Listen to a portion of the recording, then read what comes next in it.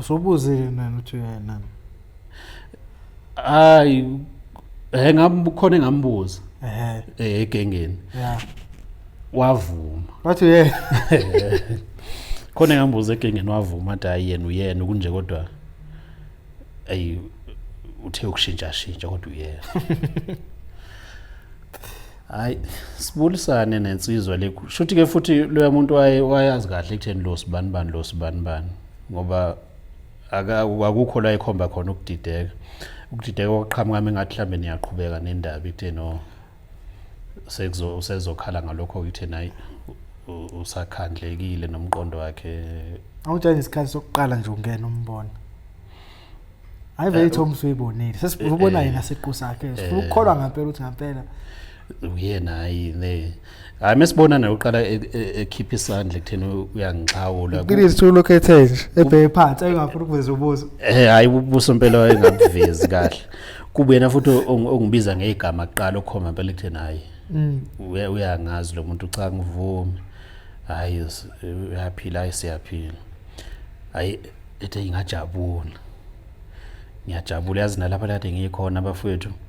Bengingahleli impela kahle inhliziyo yami isemuva ekutheni ngiyazi ukuthi khona insizwa bengiphila nazo. Hayi ngibuze mina ekutheni ubani. Ukubuza kanjani ukugqumela umbono uthi ubani? Cha kubonakala ukuthi uyena. Ethi ubani? Ubani ethi ngumgqumeni. Ngithi mina ngisho igama lakho la ngempela. Ethi yena hayi ngukhulekane elinye ngokwakhe. Ngithi cha mina ngisho lakho la ngempela hayi ukuthi wena ufuna ukuba ubani. Hayi sixabane lapho. Hayi vele vuke ngola ke ekutheni nawe wenza njengosibani esho omunye wethu akathi wathi usibani phela ungiphikile. Okay ke akathi bengidlala isikhathi sami ngiloko ngithi nginikhumbula kunankinga ushembe uyonibona. Ke ukuthi mengithi ngiyalalela umuntu efuna ukugxila ekutheni umgqumeni waye ukuthi nokuthi kodwa ngenxa yami. Umuntu efuna naye ukuthi eyishutheke khona lapha ekutheni kugcine kubonakala ngathi mhlawumbe umgqumeni wayengeke beyilutho kuba wayengekho usibani.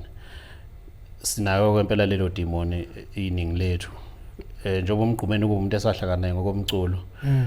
Umuntu ekhulume ugcine usubona manje ekutheni kahle kushuthi umgqumeni unakho ukucula kushuthi watshelwa usibani uqala ke manje ucule. Ukube babengekho ayengeke ecule kanti eqinisweni iningi lethu vele sasondelekene ngoba vele kuumuntu oculayo azumculo kwakuthi ke sekufanele kusetshenzwe. Angikholwa ekutheni khona wasusa umgqumeni wathi njengamanje thatha isiginci ku record. Kwakuthando lwakhe nanobizo lwakhe lombizela lapho. Thina abanye ke safika ukuthi vele sesosekela leyo nqola leyo siqale ekutheni kufanele ihambe phambili nampela kuyaqhubeka ihamba yaphambili njoba kuyinto yagcina iduma nezo lonke namanje. Mengicabanga wesingakulonyaka 15 years engekho 15 kodwa nje lokho eqhubekile nje igama lakhe likhona noma uthi uyaqhathanisa nabanye abangasekho uyena olokho eqhame kakhulu. Yes. Uzegcina sekhompyutha nabantu namanje abasaphilayo futhi ekhompyutheni kwakhe ugcina kahle engaphezulu kwabo.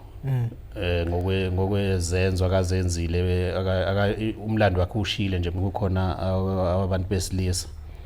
Ingoma ke zazenziwa ngathi abantu abafanayo ndawo zonke. Yeah. Kodwa engikwaziyo akekho umuntu wayenezingoma ayebhala ingoma eziningi okudlula yena umgqumeni qobo lwakhe. Yeah.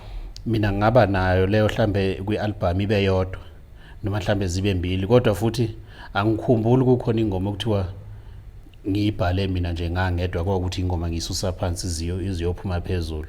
Kwakunoma unawo leyo ngoma naye bese banalokho kwakhe ekutheni mhlambe kuze ifile kangcono mhlambe kufanele edolokho nalokho.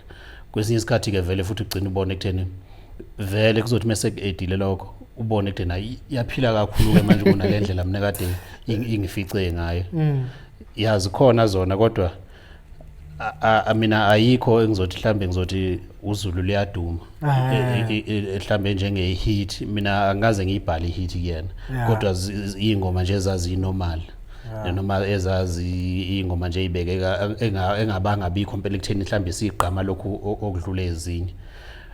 abafowethu ke ayikubona ke bawabhala kamahit ngokusho kwabo uthothi njalo umuntu wabhala ngokusichazele omunye ubhala ukuthi hayi mina ngifuna ngokuthi uthe nje le ngoma yime kanje oyefake nje lo sentence sethi ubhala ingoma yabona ke kuhlukahlukana kabantu ngoba njengoba ngisho kutheni abanye bethu mekuthiwa sithola ithuba lokukhuluma ngomgqumeni sisuke sifuna kahle kahle mhlawumbe ukuzoyiveza amandla ethu kubantu ukugcina futhi kwesinye isikhathi ngingaseyiyona into ngempela enjengoba injalo kanti mengithi ngiyabheka mina hayi emculweni kaMaskanda ke bambalwa kakhulu abantu abazothi mhlambe abakholela kumgqumeni noma mhlambe abawazi isidala umsebenzi kaMgqumeni manje angisiboni mina isidingo sokuthi kuzothi mengikhuluma ngaye bese ngishifta ubuhle bakhe ngibuletha ngakimi ngoba njengoba ngikhuluma njengamanje bakhona abangaziyo bakhona futhi abangangazi kodwa akusho ekutheni ukwaziwa kwami sekuzokuthatha ukuthi ngiqhwage into eyayenziwe omunye ngithi yayenziwa yimi kuze mhlamba nibebheke ngakimi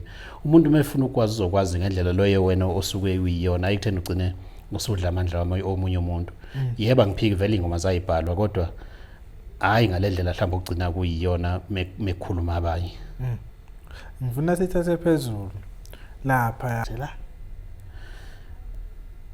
ayikho engiyikhumbulayo ungazi noma mhlawumbe yimo onganaki kodwa ayikho mina engiyikhumbulayo engathi mina qobo lwami mhlawumbe ngangithinta zikhona zona ezayigadla kodwa ngoba khona ekutheni men rehearse kube khona ukuxoxa nje ekutheni hayi yazi njalo le ngoma isuka la 1 2 3 bakhona babegadleka angifuni ukuphika lokho okuphilwa nabo ngaphakathi babegadleka futhi ke zikhona namanye impela ngoba phela ingoma namanje zisaphila ikhona babegadleka ngaleyo ndlela babegadleka ngayo ukuthi ke angazi noma babekunakani bona ngaleso sikhathi noma mhlambe baphuza ukubona kodwa kona into ekhona ke leyo njengayephi hawo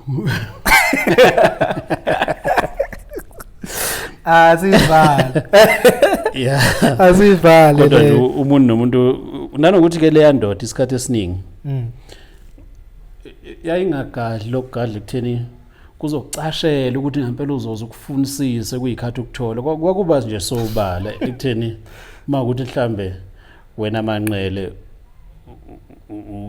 uyigxobe kabo onyaweni izosho ekutheni eyijwayele ekutheni milokhunga mizokugadla ngesibongo sakho ifuna isithakazelo ekutheni lapho engomeni izobiza isithakazelo ingakubizi ngokuthi nje umanqele mhlawumbe sizothi mthongo kusho ukuthi nokuthi nawe sewukhumbula lapho ukuthi ngempela konje khona into ekanje nakanje ngeke ngayenza bezoba khona ekutheni vele ingoma amathupi ukuthi indoda hayi awubeke noma iflat inyana owayinezathu zakhe ukuthi yindaba endabeni leyo ngicabanga ukuthi nayihambi ifuna ukuthinta umndeni ngoba kwake kwenzeke xoxa sasixoxa ngezinto eziningi njengabafana abakhulele emakhaya okuningi sasixoxa kwakhona emakhaya kodwa ngicabanga ukuthi lapho endabeni mhlambe yokwakha khona izinto ayifike izikhulume eingangifanele mina ngoba zayihamba zifuna ukuyothinta emndenini wakhe nanokuthi ke okunye mina ngimthethelela ngako wayesemncane wayesemncane sibaningi sidlulile ku28 years njengamanje iningi lethu mangathiwa umuntu akaveze kutheni mhlambe yena ena 27 years ikupha kade sekuphethe ngesandla okubonisa ekutheni mhlambe unakeka kangakanani umuzi wakubo sibancane kakhulu esingaphasa lapho kuleyo minyaka ekutheni khona kade sesikwenza kwenzeke kodwa ke yena khona into ayikhuluma endabeni ehambe ithinte ikubo engengikwazi mina ukuyifakaza njengamanje lana kodwa nje khona yakwakhulunywa kokwakha bese kuba khona iyukwa akalishoyo nawe futhi kuzothi mayichaza lento kube khona ukuthena ukuthi ukuvuleka umqondo ngenye indlela awahamba naye mawuthenga lezi impahla mfowethu zokugqoka lezi agqilaza ngazo kanjani ikhona esasiyithenga sisonke sihamba sonke ezinye futhi ayo othola ukuthi uyithengile mhlambe ehamba nabanye noma ehamba yedwa ngoba nami